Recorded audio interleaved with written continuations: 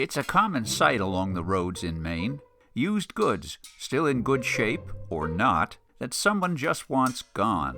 When space in a house becomes more valuable than the stuff that occupies that space, the curb beckons.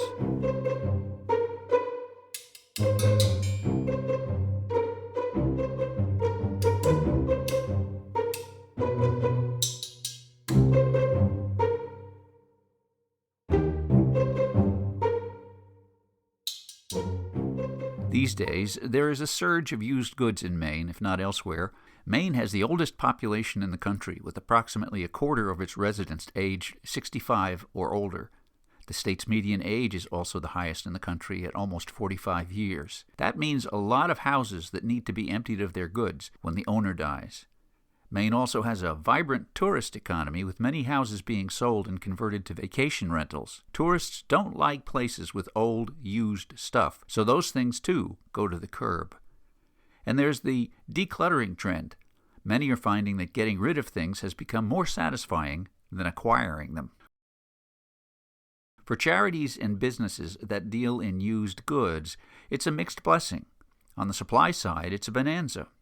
We never know what's going to come through the door. We have clothes, we have housewares, we have linens, we have stuff from the 80s. you just never know.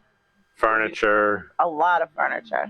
Yeah, it seems like there's almost a whole generation that is downsizing. A lot of people are downsizing, so that creates more used stuff in the market. More than any time I've ever seen in my lifetime, the availability or the people coming in to sell goods and items or estates being available, and there's not a lot of places to get rid of those other than places like this or donating or bringing them to the dump. I have a 100,000 square foot warehouse space full. The store's full. The garage is full. My home garage is full. We take in quite a bit of material every year. It's hard to quantify. It can be overwhelming. But all the stuff for free or at small cost at yard sales isn't great for demand at used goods stores, and for the cities and towns who pay for the disposal costs of those items that eventually find their way into the trash, the flood of used stuff is an expensive problem.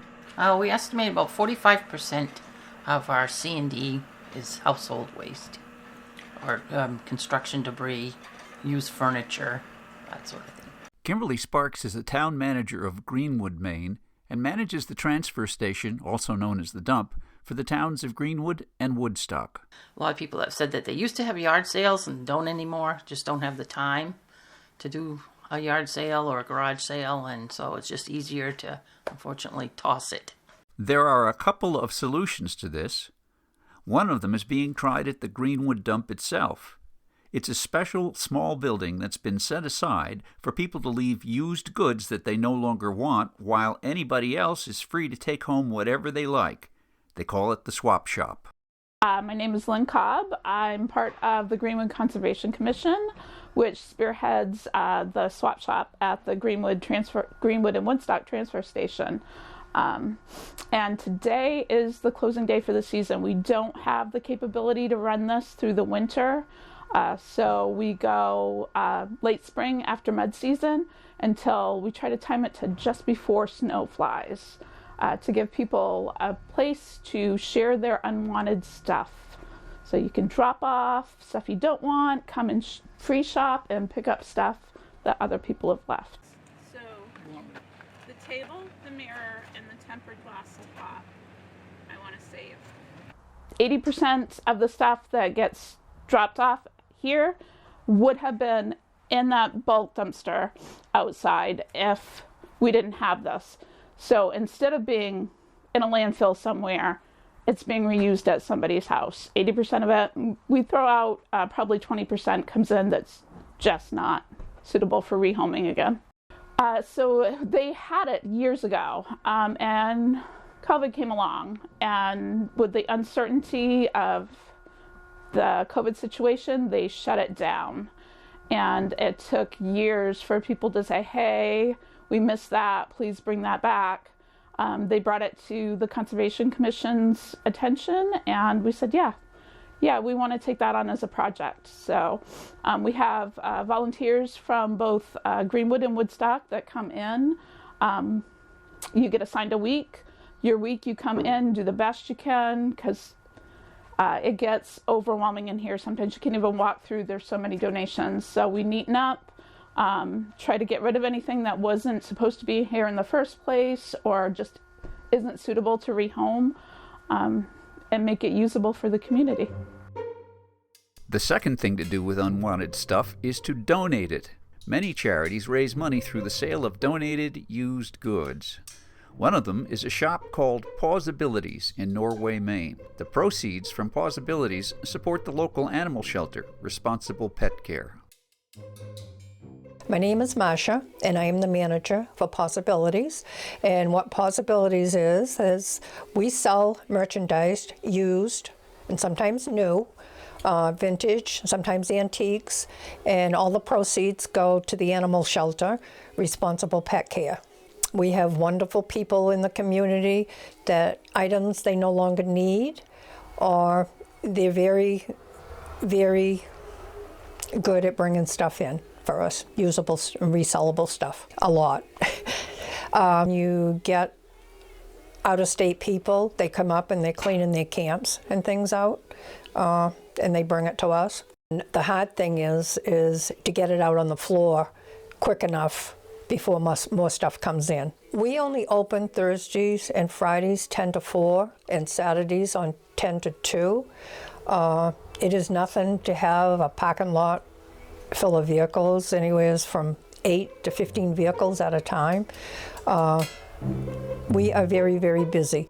In Western Maine, there's an annual charity event in which people get rid of thousands of household goods at a massive week-long outdoor tent sale. It's the Bethel Rotary Yard Sale, and it benefits local scholarships and other community needs. Rotarian Scott Parker is among the primary organizers. I'm Scott Parker. I'm a member of the Bethel Rotary, and I am the lead person of the yard sale group, which collects stuff, furniture, glasses, beds, you name it, clothes, quilts. Prior to our week yard sale in August each year, the first week in August actually each year. This year we've changed our model a little bit. We're only collecting for the yard sale starting 1 May, but prior to that, the rest of the year, I'm collecting to support the refugee community in Lewiston, Auburn. Tens of thousands of items are collected, from glasses, knives, TVs, computers, beds, couches, bureaus, anything that you would find in a person's house, we get it. And we also get boats, snowmobiles, kayaks, canoes. We get a whole variety of outdoor stuff, all kinds of exercise equipment that people don't want to use anymore because they either physically can't use them or they just moved on to some other activity. So we get donated all of those type of items during the year. And we have a unique model in that when we sell stuff at the yard sale, we just say, what do you think is a good price for that item? And if they say $10, we say, great, let me help you load it into your car. So certain items we price at, say it's a $500 table, we price it at $250. And that's what we try to get for it, $250. But at the end of the week, if it's still there and somebody offers $100, we're apt to sell it for $100. But all the other items like glasses, TVs, chairs, bookcases, lazy boys, I mean, you name it, bikes, golf clubs, skates. It's what the individual that wants to buy it offers us, a reasonable offer. I mean, if it's a $50 pair of skates and they offer us $1, we're probably going to say, no, that's all the money that is going to all of our scholarship programs that we support in the SAD 44 Bethel area. So we say, well, I think a little bit more money would be appropriate. I would say we're offered some items that just need to go to the dump. And in some cases, we offer to do that depending on the individual. But generally speaking, if it's a decent piece of furniture or houseware, we take it and we either sell it at the yard sale or we give it to the refugee community in Lewiston, Auburn. So not much when we go to the actual house or condo or apartment, not much goes to the dump. But if we weren't doing this, a lot of things probably would end up in our recycling center here in Bethel. While there may be a lot of used goods out there, there is also an enduring market to absorb at least some of them. Whether the market is strong enough for the current surge of things coming out of the houses, barns, apartments, and garages in the state, the appeal of used goods is strong enough that people like Angie and Toby Bisson of Angie's Attic in South Paris can make a successful business out of it. It's a lot of work. A lot of work. You're A lot of always work, a lot of hunting. time. Keep the prices low, shoot for volume. That's what seems to work. People are struggling now. So there is a need to be able to get nice things for cheap money. And if we can do that, and people like Helping Hands and people like the table can do that, I think it's great. But I mean, just because you're not rich don't mean you can't have nice things. Right.